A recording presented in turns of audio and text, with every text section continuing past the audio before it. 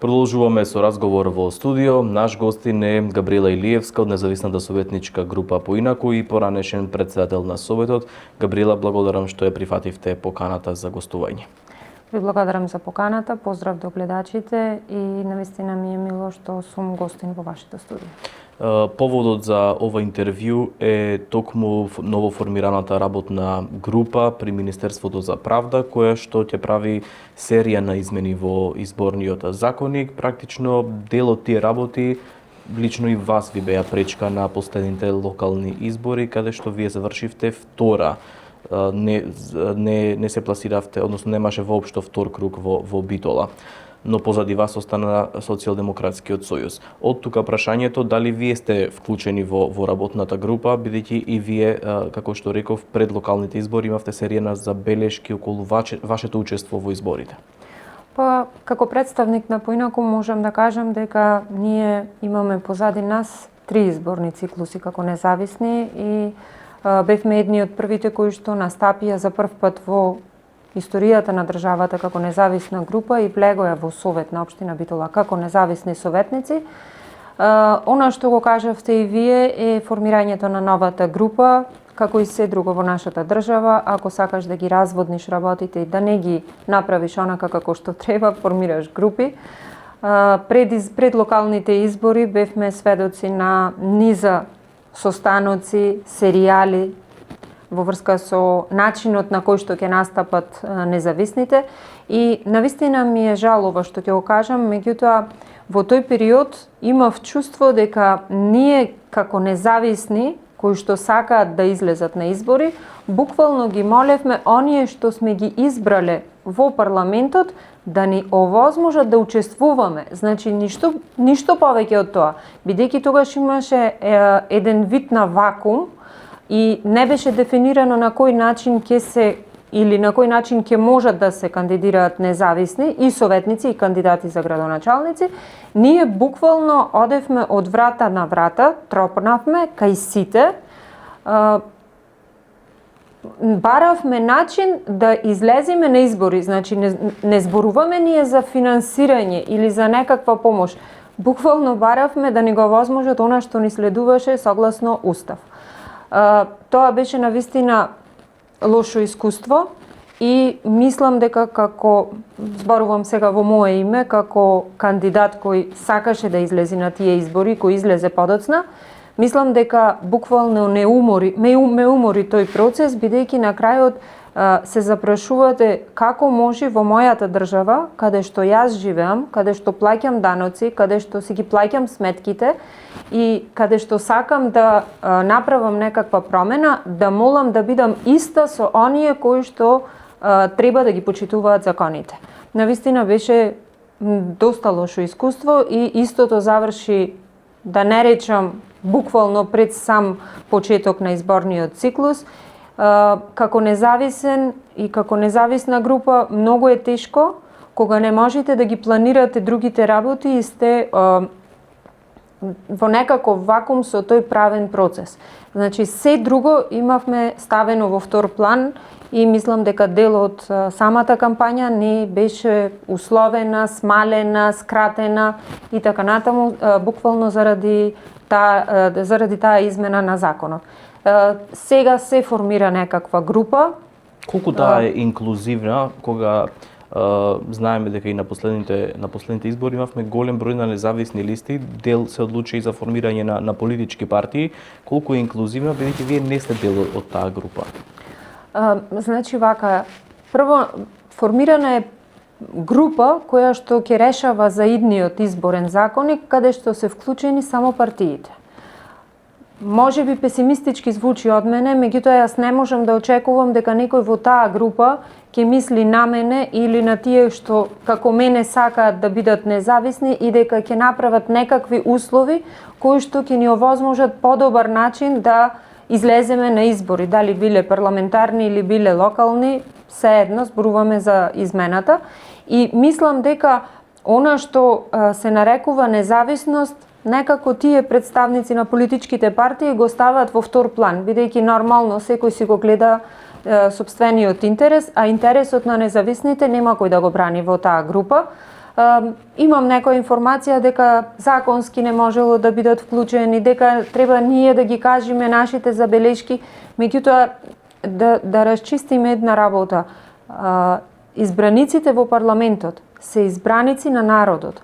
Ако народот покажал во изминатите изборни циклуси дека сака да гласа за независни групи, бидејќи тоа го покажуваат и бројот на гласови, како што кажавте, во Битола, јас како независен кандидат бев пред сите политички партии, освен ВМРО ДПМН, мислам дека тие представници во тие групи треба да размислуваат за сите подеднакво. Меѓутоа, песимист сум дека за независните представниците на партиите ќе бараат некакво олеснително решение, еве така да го наречеме. Дали гледате визија во оваа група која што сега се формираше, ако го земеме фактот дека првата средба која што пред недела дена, повеќе од недела дена се одржа, беше одложена поради тоа што дел од пратениците бараа превод на материјалите во работната група?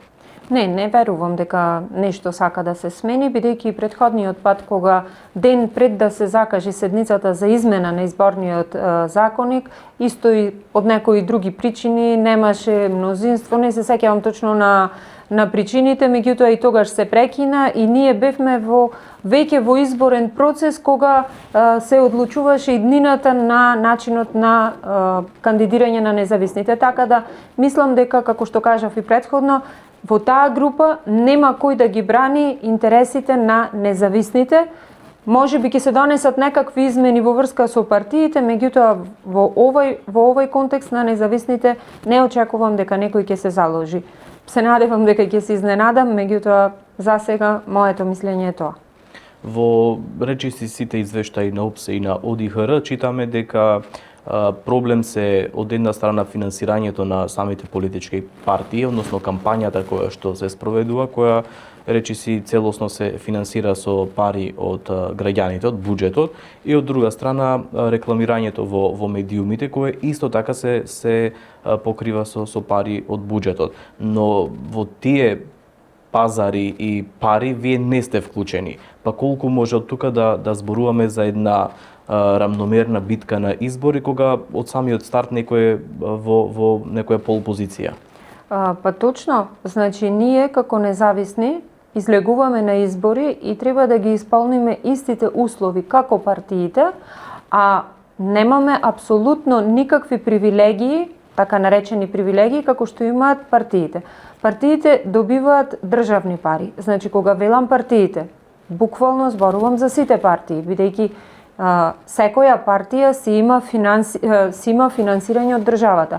Лично за мене не е нормално една држава да финансира политички партии, посебно не во ваков обем, каде што ако јас излегов на избори како независен, партиите со моите пари како граѓанин тераа кампања против мене. Ако ги гледаме реално работите, така се. Бидејќи јас како независен кандидат не сум добила денар од државата. Моето лично мислење, сега јас во овој разговор го кажувам моето мислење, може би некој друг поинаку размислува иако е независен. Мислам дека не треба да се финансираат кампањите ниту на политичките партии, ниту на независните, бидејќи кога вие сакате да направите некаква промена, не може да ја правите таа промена со пари од граѓаните. Секој што е избран политичар, функционер, треба да има визија да ги смени работите почнувајќи само од себе. Ако ние ги користиме за кампања парите на граѓаните, ние ништо не сме направиле. Меѓутоа, кај нас е така како што е, за жал не зборуваме за ситни пари, туку зборуваме за милиони. И она што е можеби уште поголем проблем е тоа што како независни, еве јас 2 циклуси бев советник, откако ќе поминат изборите, независните советници немаат никаков правен субјект. Значи, правниот субјект независните веднаш после изборите треба да го затворат и немаат никаква ниту жиросметка, ниту правен субјект, ниту ништо. Не зборувам за да им помогне државата, туку и доколку некој би сакал да помогне таква иницијатива или на некој начин да вложи да даде поддршка, па дури и ние самите да сакаме да одделуваме пари кои што би ги користеле понатаму, нема начин, правен начин за да функционираш. А од друга страна, тие независни советници се на истиот начин избрани како партиските, на истиот начин делуваат, значи исто се јавни личности, исто се избрани личности и така натаму, меѓутоа правно не постојат. И тука мислам дека навистина е проблем и мислам дека сме деградирани како луѓе кои што се вложили и кои што излегле на избори. Прагот за собирање на подписи за поднесување на кандидатура е уште еден проблем за кој што и вие реагиравте. И имавме и правна неизвестност на последните локални избори, дали тоа ќе биде 1%, па се намалуваше, па Уставниот суд имаше одлука, па Собранието се чекаше да закаже седница. Се одлучуваше буквално последни часови пред почеток на односно на распишување на изборите. Колку е тоа пречка како граѓанин или како независна група да мора да се собере одреден праг на гласови за да се учествува на избори? Значи, јас себе сум да има такво нешто, меѓутоа можеби во некои нормални услови. Кога ние знаеме дека веќе ја земам Битола како пример, дека генерално не е голем град и дека можеби сите се знаеме, самото одење на граѓаните да се потпишат е изложување на така наречен ризик. Зошто? Заради тоа што секој треба да излезе од дома со лична карта, да оди до местото на ДИК и да го даде својот потпис. Прво, доколку местото е оддалечено, тој треба да има обезбеден превоз. Ние како граѓанска иницијатива не сме партија и не можеме да организираме превоз и да ги носиме. Второ, мислам дека секој граѓанин тоа треба да го направи бидејќи сака, а не дека мора. А и ние како луѓе кои што сакаме да се кандидираме, не смееме да вршиме притисок и тоа не е нормално за мене да се јавуваме по телефон и да кажуваме дека треба утре да се потпишите заради тоа што нас не требаат потписи. Другиот проблем е тоа што граѓаните сите знаеме каде живееме. Јас сум сведок и во изминатите 2 изборни циклуси каде што се вршеше притисок. Им се јавува од партиите, небитно од која партија, им кажува дека ако одиш да се потпишиш ќе ти биде загрозено работното место, на тој што ќе се потпиши на неговата фамилија, на неговите најблиски и на тој начин се ствараше некаков страв кај граѓаните за да се потпишат и за да излезат. Сето тоа е еден чекор назад кој што како некој кој сака да се кандидира, наместо да се троши енергија за проекти, за начин на кој што ќе се делува, за она како да ги мотивираме граѓаните да излезат на гласање или да не гласат, ние се занимававме со такви бирократски работи кои што навистина исцрпуваат не само нас, туку и граѓаните. На крај можат да ти речат дека значи ексик не мора да излезите, не мора да ви се потпишиме. Мислам дека се носиме во една ситуација уште повеќе да ги обесхрабриме граѓаните да гласат и уште повеќе да велат мене не ме интересира политика. Бидејќи рековте дека не сте за укинување или ако добро ве разбрав сте за некаков модел со собирање на потписи, кој би бил тој модел кој што е најприфатлив, а од друга страна да се прескокнат овие предизвици за граѓаните, не знам, превоз, закани по работно место или точно да. А еве ако треба, мислам дека и во другите земји е тоа регулирано. Електронски можеби. Да, значи во најмала рака тие потписи да можат и електронски да ги дадат граѓаните. Тоа е првиот момент. Вториот е кога веќе одиме кон собирање потписи да се направи некаква правна измена откако ќе биде избран оној кој што се кандидирал или со самата кандидатура да може да основа правен субјект кој што ќе функционира се додека му трае мандатот или значи сето тоа може да биде нов модел. Не мора да биде политичка партија, меѓутоа да биде некаков правен субјект кој што би функционирал, бидејќи еве ние како пример ќе ви кажам три изборни циклуси буквално ги малтретираме граѓаните да излезат да се потпишуваат. Кога ќе видите вие дека за основање на политичка партија треба 1000 луѓе да излезат на ниво на Македонија да ви се потпишат и да ја регистрирате, ние во 3 изборни циклуси скоро изброј на граѓани сме натерале да излезат и да се потпишат и пак треба да го правиме истото. Затоа велам дека не е само проблемот да има праг. Нека има праг, меѓутоа со тоа да се реши, ако некој еднаш излегол, тоа да биде нешто кое што ќе трае се додека тој е избран или се додека има намера да се кандидира, бидејќи никаква правна основа нема после тоа. Кои се вашите следни чекори во однос, конкретно ве прашувам за работната група?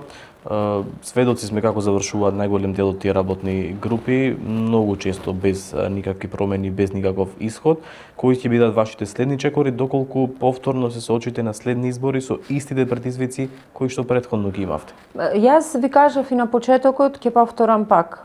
Многу е навистина е тешко кога одите да молите некој кој што треба да му е основа во работата да ви ги брани интересите.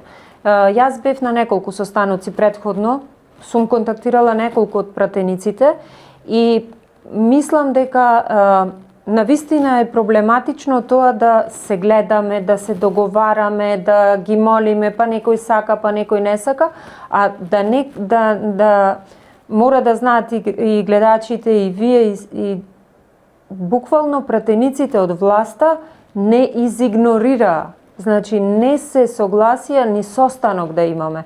Тоа не е во ред за некој кој што е избран од граѓаните, бидејќи никој не може пред време да знае дали ќе успее или нема да успее.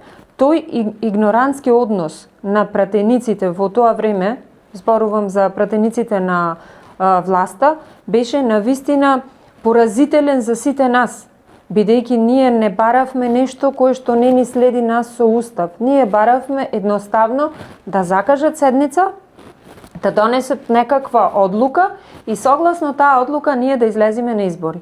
Мислам дека истото се повторува.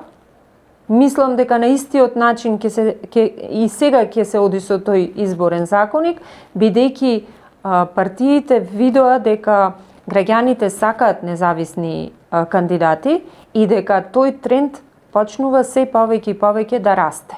Затоа не сум оптимист, меѓутоа да видиме што ќе донеси.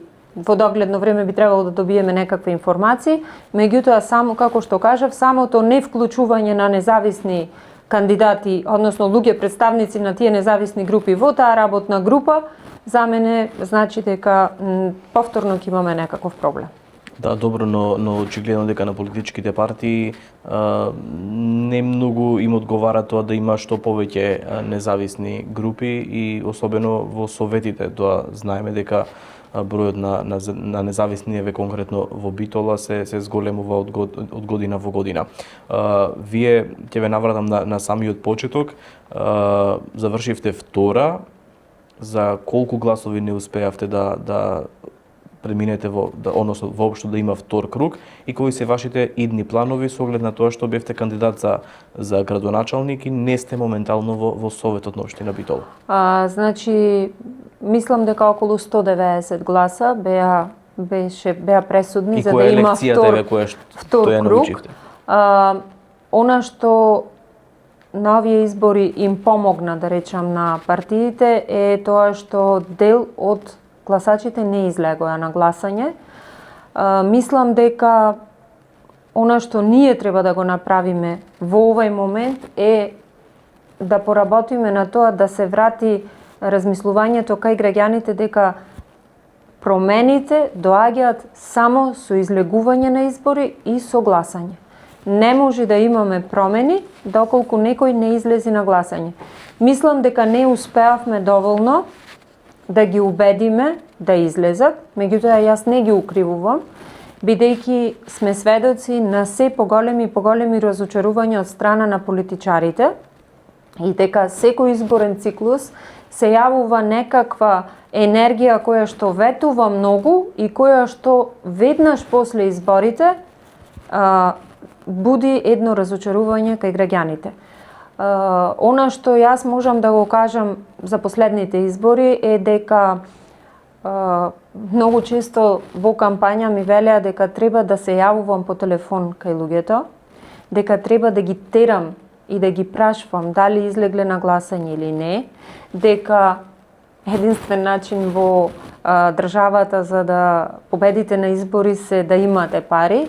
Можеби она што јас го сменав како концепт ме чинеше да нема втор круг, бидејќи јас прво како граѓанин не би сакала никој да ми врши притисок, како граѓанин не би сакала да бидам подложена на некакви финансиски средства за да гласам на некој и за некој, и тоа не го правевме како група. Не мислам дека тоа беше пресудно, меѓутоа тоа го правеа партиите и мислам дека тие на тој начин успеа да ги демотивираат луѓето дел да излезат, а дел од тие кои што излегоа се нивни партиски гласачи и на тој начин ситуацијата беше таква каква што беше. Она што мене ми е мило на последните избори беше дека многу млада популација која што веќе не зависи финансиски од државни вработувања, од партиски вработувања и така натаму, покажа еден револт, излезе на гласање и гласаше токму за независни кандидати. Кои се моите планови? Па јас не се откажувам од она што го работев, не се откажувам од она дека може да се смени системот и дека може да се смени начинот на функционирање. Меѓутоа, за жал, сето тоа оди многу бавно. Ми требаат сојузници за тоа. Мислам дека во нашата држава постојат, меѓутоа сите се демотивирани и многу е тешко да ги убедиш да излезат од комфорната зона. Во моментот кога ќе се соочиш со партиите кои што имаат милионски суми и кои што застрашувачки агресивно излегуваат медиумски, мислам дека тука проработува стравот. И кога сме веќе кај финансирањето, претходно ме прашавте за медиумите, меѓутоа не го искоментирав, можеби поинаку е доказ дека не мора скапи реклами и не мора да се фрлат илјадници евра за кампања за да доприте до гласачите. На последната моја кампања јас немав апсолутно ниеден платен спот од некоја скапа агенција или пак платена политичка програма. Се беше со сопствени средства, се беше блиску до граѓаните, се беше она што е проблем на граѓаните и мислам дека на тој начин го постигнавме најмногу успехот. Токму заради тоа кажувам дека не сме нашата држава толку големи средства да дава за партиско финансирање. Може би не е добро ова кое го кажувам за некој, меѓутоа мислам дека за граѓаните најдоброто нешто што може да им се случи е да не од нивните пари да не се финансираат милионски суми за политички кампањи. Ви благодарам многу за овој разговор. Ви благодарам и вас за поканата.